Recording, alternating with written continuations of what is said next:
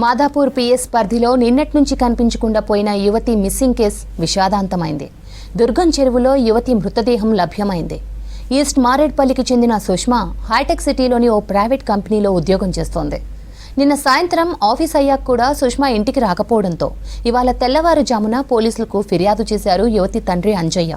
దీంతో కేసు నమోదు చేసిన పోలీసులు సుష్మా పనిచేస్తున్న ఆఫీస్కు కాల్ చేయగా నిన్న రాత్రి 8:30కే సుష్మా ఆఫీస్ నుంచి వెళ్లిపోయినట్లు తెలిసింది.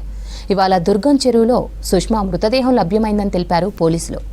సుష్మా మృతికి గల కారణాలపై ఆరా తీస్తున్నారు పోలీసులు.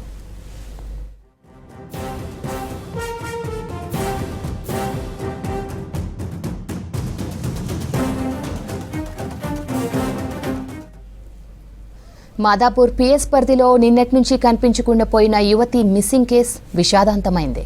దుర్గం చెరువులో యువతి మృతదేహం లభ్యమైంది. ఈస్ట్ మారేడ్పల్లికి చెందిన సుష్మా హైటెక్ సిటీలోని ఓ ప్రైవేట్ కంపెనీలో ఉద్యోగం చేస్తోంది. నిన్న సాయంత్రం ఆఫీస్ అయ్యాక కూడా సుష్మా ఇంటికి రాకపోవడంతో ఇవాళ తెల్లవారుజామున పోలీసులకు ఫిర్యాదు చేశారు యువతి తండ్రి అంజయ్య.